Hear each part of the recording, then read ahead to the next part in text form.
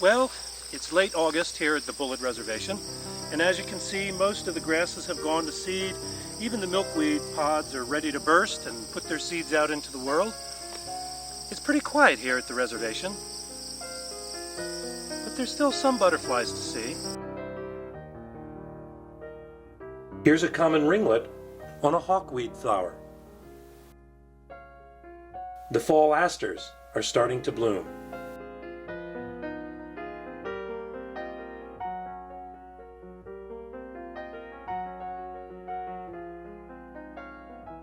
The Joe Pye weed has given way to goldenrod. My good friends the wood nymphs are still wandering through the meadow.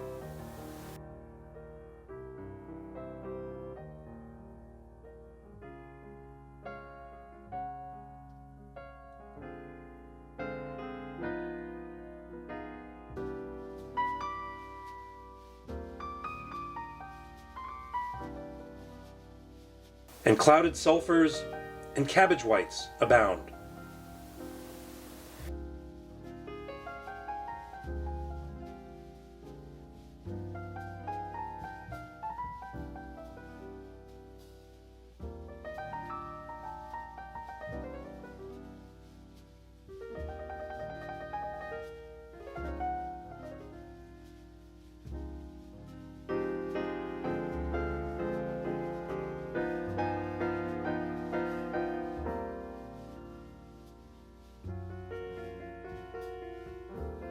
Every time I walked through a particular area of the upper meadow, a cute little American copper would fly out and begin to display. I found out that male American coppers stake out a territory all summer, and when anything or anyone comes through that territory, even if it's a human, it makes a challenge by displaying. I definitely couldn't compete with his beautiful colors.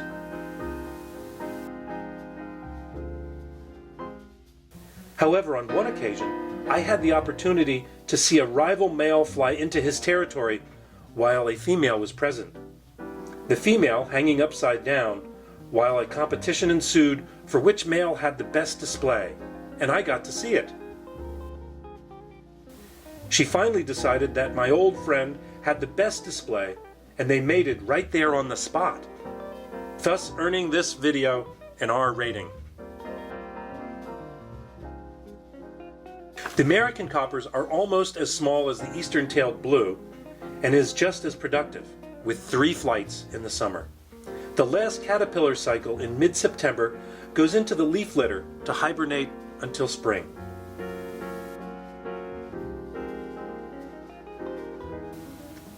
I also stumbled across a second wild orchid on the reservation, the late-blooming orchid called Nodding Lady's Tresses. The nodding refers to the downward direction of the blooms, and the lady's tresses is an old reference to women's hair. The stalk intertwines to create a braided look. A hummingbird came by to see what I was up to.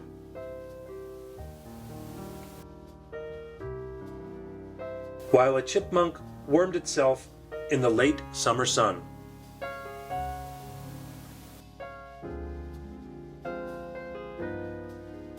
A pretty worn pearl crescent was still displaying.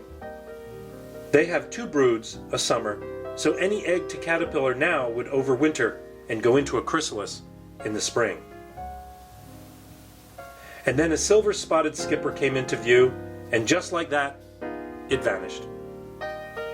It is the largest skipper in Massachusetts, but like all skippers, can come and go very quickly.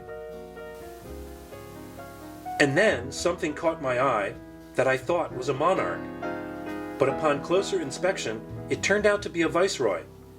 It's smaller than the monarch and is not even closely related to it. The viceroy only mimics the look of the monarch because the monarch is poisonous. You can tell it's a viceroy because it is smaller, flies flatter, monarchs are more V-shaped when they fly, and the viceroy has a black bar across its hind wing.